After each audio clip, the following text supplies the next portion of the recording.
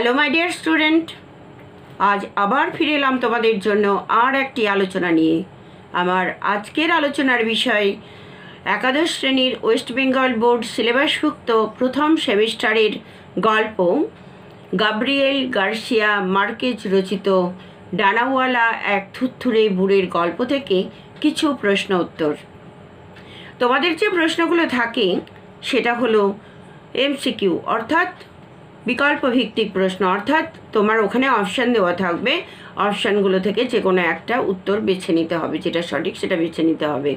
তো আমি সেভাবে না এসে আমি অপশান মুখে মুখে বলে দেওয়া সম্ভব নয়, তাই আমি প্রশ্ন উত্তর করে নিয়ে এসেছি। কিছু প্রশ্ন তোমাদের জন্য নিয়ে এসেছি, যদি তোমাদের প্রয়োজনে লাগে তবে তোমরা আমার কমেন্ট বক্সে জানিও, আমি তখন তোমাদের জন্য আরও কিছু নিয়ে আসব। বা অন্য কোনো ভিডিও পেতে চাইলে বা কোনো কিছু তোমাদের প্রয়োজনীয় কিছু চাইলে সেটা আমার কমেন্ট বক্সে লিখো। দেখো প্রশ্ন উত্তর। আঁতকে জেগে উঠেছিল সে তখন, তার আঁতকে জেগে ওঠার কারণ কি? কারণ লোকেরা ওই থুরথুরে বুড়োর গায়ে তার পাশটা পুড়িয়ে দিয়েছিল তপ্ত লোহায়, অর্থাৎ গরম লোহা দিয়ে তার পাশটাকে পুড়িয়ে দিয়েছিল, তাই সে আঁতকে উঠেছিল। গন্ধগোকুল কিংবা শিয়াল টিয়াল হবে বোধহয়। গন্ধগোকুল কি? গন্ধগোকুল হলো খট্টাস জাতীয় এক জাতীয় প্রাণী। মরা কাঁকড়াগুলোকে পেলাইও সমুদ্রে ছুঁড়ে ফেলে দিয়েছিল কেন? কারণ পেলাইও ভাবছিল যে তাদের সন্তানের জ্বর হচ্ছে ওই কাঁকড়ার পচা গন্ধে।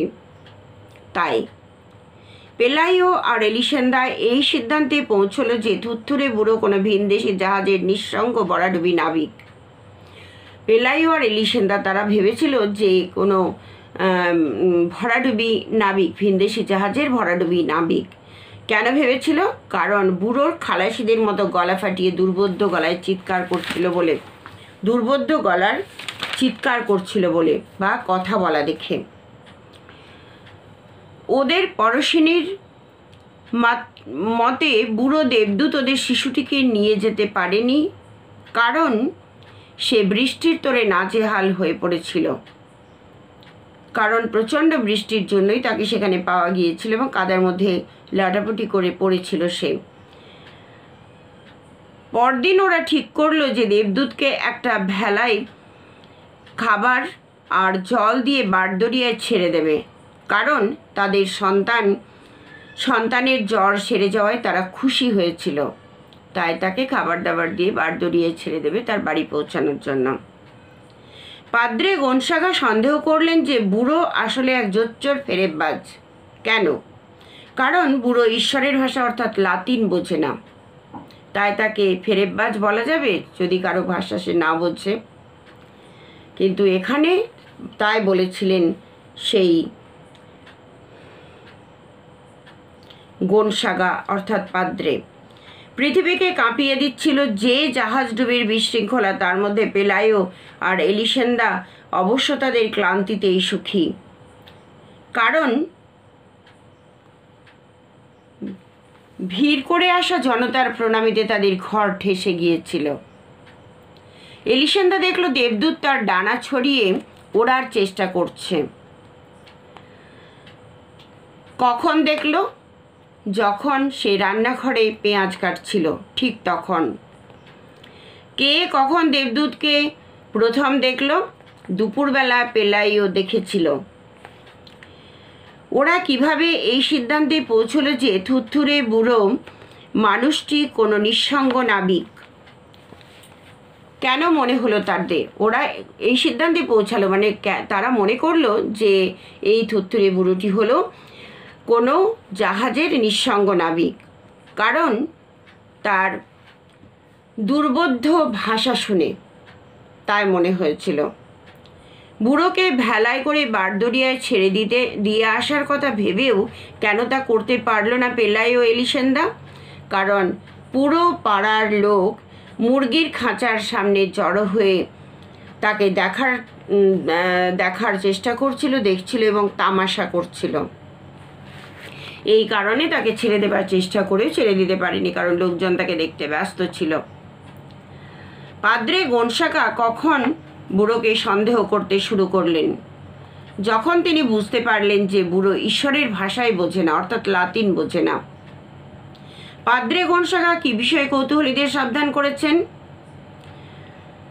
বুড়োকে মুক্তি দেওয়া উচিত কিনা, বা সাদাসিধে লোক হওয়ার ঝুঁকি কতটা, বুড়ো দেবদূত হওয়ার যুক্তি, এই সব ব্যাপারে কোনটি নিয়ে সাদাসিধে মানে তাকে সাবধান করেছেন কৌতূহলীদের? বুড়িকে মুক্তি দেওয়া উচিত কিনা। বুড়োকে কি খেতে দেওয়া হয়েছিল? ফলের খোসা ও ছোট হাজরির উচ্ছিষ্ট। তাকে কোনো খাবার নয়, ফলের খোসা আর ছোট হাজরিতে যেগুলো ছিল তার উচ্ছিষ্ট। ভ্রাম্যমান প্রদর্শনের মেয়েটি মাকড়সা হলো কিভাবে? ভ্রাম্যমান প্রদর্শনের মেয়েটি মা বাবার কথার অবাধ্য হয়ে নাচের আসরে গিয়েছিল এবং সারা রাত নেচে ফিরছিল, এবং ফেরার সময় হঠাৎ বজ্র বিদ্যুৎ সহ বৃষ্টি হচ্ছিল এবং সেখানে বাজ পড়েছিল এবং সেখানে প্রচণ্ড গন্ধকের গন্ধ ছড়িয়ে পড়েছিল। সেই সময় সেই মেয়েটি মা বাবার কথা না শোনার জন্য মাকড়সায় পরিণত হয়েছিল। এলিসেন্দা কেন বলেছিল দেবদূতে থই থই করা কোনো নরকে বাস করা কি যে জঘন্য কাণ্ড? কারণ এলিসেন্দা বুড়োকে বাড়িতে রাখতে চায়নি। দেবদূতের উড়ে যাওয়ার দৃশ্য দেখে এলিসেন্দার কি মনে হয়েছিল? এলিসেন্দা স্বস্তি বোধ করে এবং উদাসও হয়, কারণ তার জন্য তাদের বাড়িতে অনেক টাকা রোজগার হয়েছে, তার জন্য তার ভালোও লাগতো। আবার স্বস্তি বোধ করে কারণ সে তাকে নিয়ে যে ঝামেলা হচ্ছিল সে চলে গেল এবং খাঁচাটা ভেঙে চুরে পরিষ্কার করা হলো। ইনি এক দেবদূত, কথাটি কে বলেছিলেন? প্রতিবেশী এক মহিলা বলেছিলেন। পাদ্রে গনসাকা খাঁচার মধ্যে ঢুকে বৃদ্ধ ডানাওয়ালা লোকটিকে যে ভাষায় সুপ্রভাত জানিয়েছিলেন সেই ভাষাটি কি? সেই ভাষাটি হলো লাতিন ভাষা, অর্থাৎ ল্যাটিন ভাষা বলে যাকে ইংরেজিতে।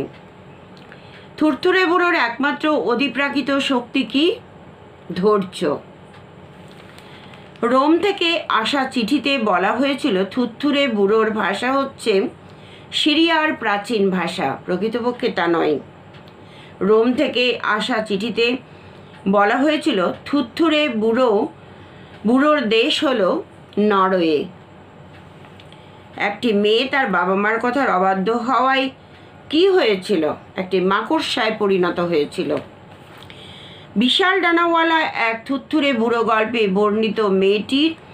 বর্ণিত মেয়েটি হলো মস্ত ভেড়ার মতো বড়। মেয়েটি মাকড়সায় পরিণত হলে তার উদ্দেশ্যে ছুঁড়ে দেওয়া হয়েছিল কি? তার মুখে মাংসের বড়া, আর সেটা খেয়ে সে বেঁচেছিল। শহরের কাছে পেলাইও বানিয়ে নিয়েছিল কি? খরগোশ পালনের জায়গা। পেলাইও বড়লোক হওয়ার পর যেদিকে দৃষ্টি দেয়নি তা হলো মুরগির খাঁচা। পেলাইও তার পত্নী সাবধানে ছিল যাতে তাদের বাচ্চাটি সমুদ্রের মুরগির খাঁচাটার কাছে না যায়। মুরগির খাঁচাটার কাছে যেহেতু সেই থুরথুরে বুড়োটি আছে তাই সেখানে যাতে না যায়, সেই জন্য সেখানে খুব সাবধানে রেখেছিল তাদের বাচ্চাটিকে। দেবদূত যখন উড়ে যাচ্ছিল তখন তাকে কেমন দেখাচ্ছিল?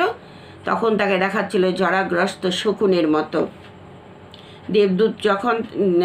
দেবদূতকে যখন আর দেখা যাচ্ছিল না তখন তাকে মনে হচ্ছিল সমুদ্রের দিক চক্রবালে কাল্পনিক ফুটকির মতো, কারণ আস্তে আস্তে আস্তে সে দৃষ্টির গোচর হয়ে যাচ্ছিল এবং মিলিয়ে যাচ্ছিল আকাশের দিক চক্রবালে, মানে দিগন্তে।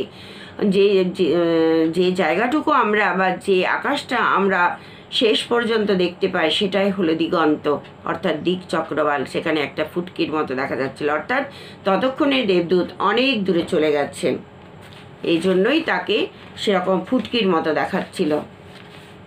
এই ডানাওয়ালা থুত্তুরে বুড়ো থেকে কয়েকটি প্রশ্ন উত্তর আলোচনা করলাম ছোট ছোট, যেগুলো অপশনাল প্রশ্ন হিসেবেও আসতে পারে বা ছোট প্রশ্ন হিসাবে বা শূন্যস্থান পূরণ হিসেবেও আসতে পারে। কেমন লাগলো জানিও। যদি ভালো লাগে তবে একটা লাইক শেয়ার সাবস্ক্রাইব করে দেবে তোমার অন্য বন্ধুদের ডাকার জন্য। আর পরে আবার অন্য কোনো আলোচনা নিয়ে আসছি। ততক্ষণ পর্যন্ত ভালো থেকো সবাই। ধন্যবাদ রইল।